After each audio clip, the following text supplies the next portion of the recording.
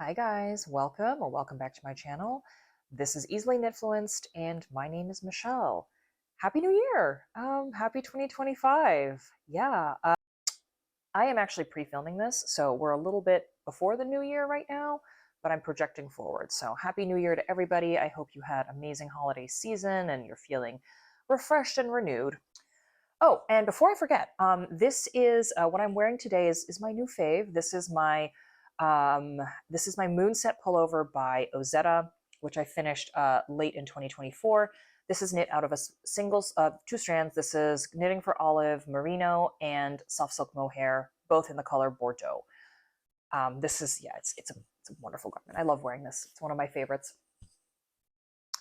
So I wanted to kick the year off really with just an easy watching piece on some resolutions I've made for myself in my knitting practice and my crafting for this year. And this is just based on, this being like the third year now that I've been knitting garments. So I'm kind of feel like I'm coming into my own a little bit in terms of what I like doing and, what kind of yarns I like working with and what sort of projects bring me a lot of satisfaction and joy. And I'm not someone who really makes resolutions for, I guess, my like private personal life. I never set like weight loss goals or anything like that. But I do think with a craft, it's a little bit helpful to kind of set an intention, especially with things like, a new year and that being a nice turning point to sort of think about what I want to change and what I want to develop.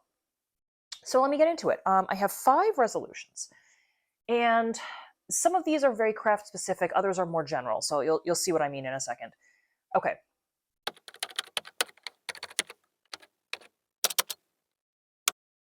Let's just get started. Number 1, this year I am going to cast on as many things as I feel like casting on. So I think I've been operating under some sort, I'm not really sure why I've been doing it this way, but for a while I noticed I was kind of operating on the one in, one out kind of procedure where I felt to myself like I couldn't justify casting on a new project until I had finished another one.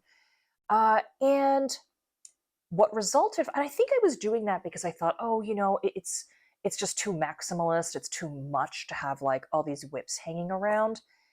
And actually, I found that for myself, that is not true. So, you guys might kind of be the opposite of me, right? Like, I think this is so personal, but to me, I don't particularly feel very stressed about there being inactive whips just sitting in like a handbag in my closet.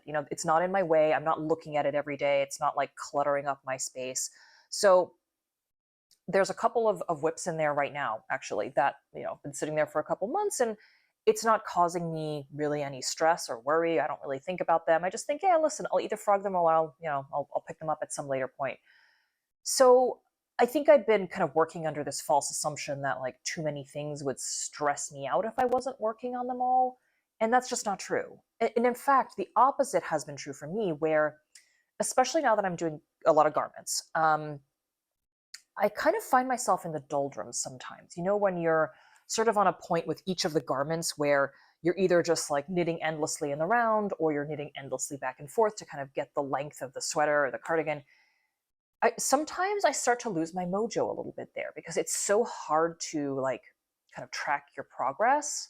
Even if you put in progress markers, you're kind of like, well, it's still not done. I'm still like going in the round. And I have found actually that casting on something new really reinvigorates in those moments the rest of my knitting practice. So like if I cast on a hat or I cast on like, I don't know, another accessory or another garment even, I feel like that kind of dopamine hit of the initial progress of that new project really helps me just kind of, get that energy back for all the other things I'm working on. So yeah, I am going to cast on as many things as I feel like casting on in the new year.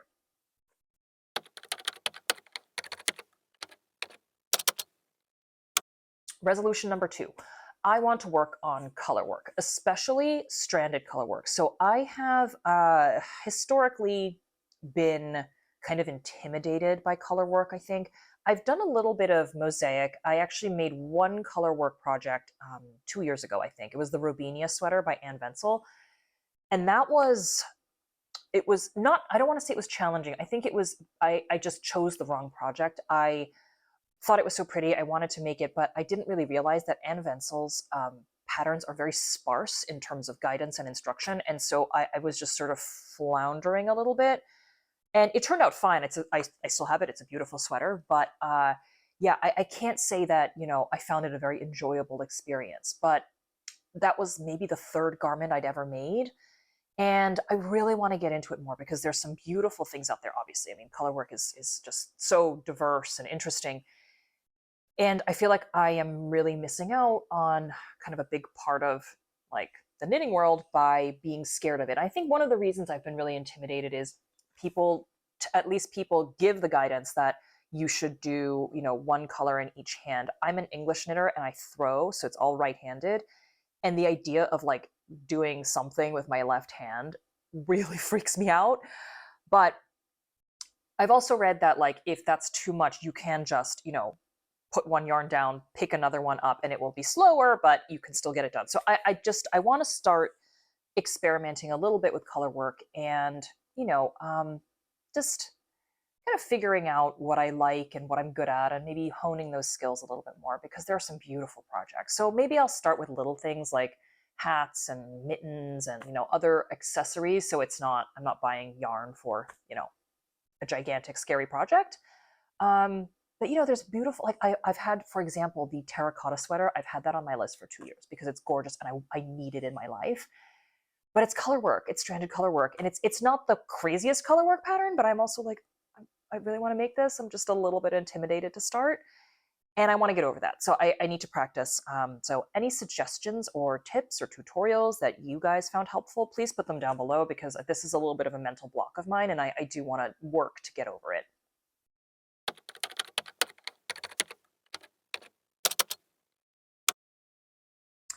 Okay, resolution number 3. This year, I am only going to gift knit accessories.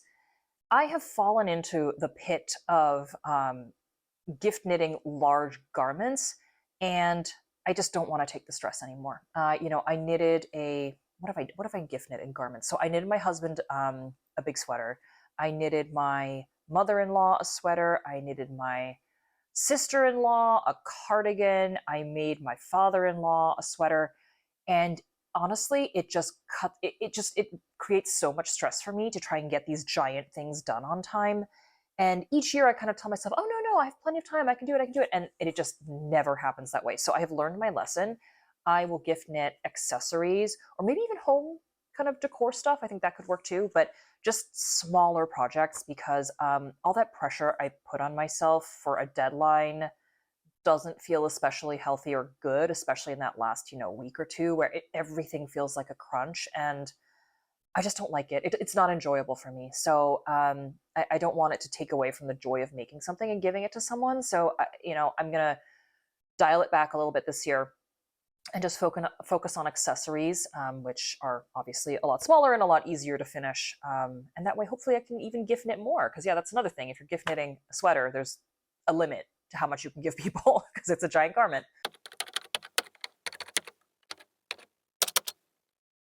Number 4, again, this is quite specific. I want to knit something in a brioche stitch. Obviously, tons of patterns out there, a bunch of them already on my favorites list because I love that textured, squishy look. But, I've been sort of, again, a little bit like the color work, just been a little intimidated, not by the stitch itself, because I have actually done brioche, like a brioche scarf before, just never a garment. So I have no experience of doing, like doing it in the round or anything like that. And that was a long time ago. So if you gave it to me now without instructions, I wouldn't be able to do it.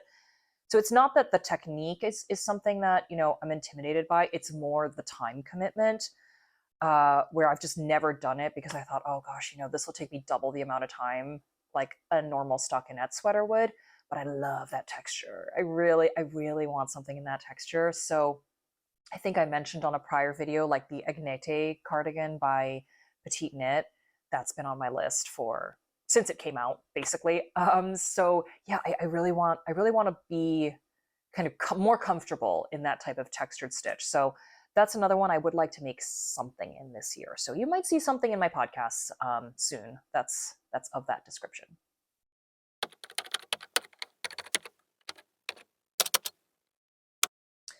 Okay, finally, number 5. This uh, this is sort of about repurposing yarn. So number 5 is that I want to frog all of my like dead whips. So things like, here, I'll show you. I mean, here's a hat that I made like, I don't know, 8 years ago that is so large it literally does not fit any living human. So I need to frog this. This is a merino yarn from Pearl Soho. It's a beautiful yarn. Obviously, there's enough in here to make a hat out of, so I want to make a hat that actually fits somebody. So like, this is something I want to frog. I want to reuse the yarn. I have, I think, I have another one here. Another one here I can show you. This is, I think it's called the Marble Sweater by Petite Knit.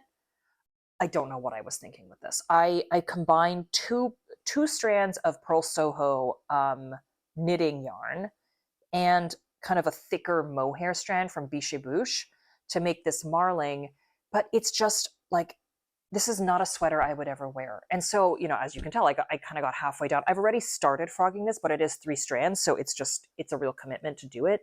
But there's so much yarn tied up in this sweater that I could use for other things. So I have a couple projects like that. There's a few more in my closet that were like early creations of mine, which frankly I never wear. And again, it is like, you know, it's like Sandesgarn Merino held double, one of them, which I could use for so many things. And it's in a really nice kind of camel color. So I could repurpose that for so many projects. I just need to get around to doing this because it's just not the most fun, right? Like, you want to be knitting, you don't want to be kind of pulling strands of yarn out and like rewinding them and washing them and getting the crinkles out. It's not an enjoyable experience. But I feel like right now, you know, there's just yarn locked away, locked up in projects that are never being worn. And I want to wear that yarn and I bought it and I should use it for something. So that's something I want to do this year, is just kind of chip away at these dead whips that are not getting any use. So that way I can repurpose the yarn, I can do something else with it, I can plan other projects and, you know, make other beautiful things with it that will actually be worn and enjoyed. So that's it for today, guys. Quick short video, just a couple of, you know, musings I have had as I think about the new year. Let me know if you guys have any plans for how you're going to change your knitting or develop your skills this year. Always curious to hear from you guys. And if you have any advice for me as well, for more experienced knitters, please put that in the comments too. If you have advice on color work or brioche or good projects to start with, I am all ears. You know, I have my favorites list, but I'm constantly adding to it. So please let me know. Let me know what your experience has been for any of these. So that is it. Thank you as always for tuning in, and I will see you guys next time. Bye for now.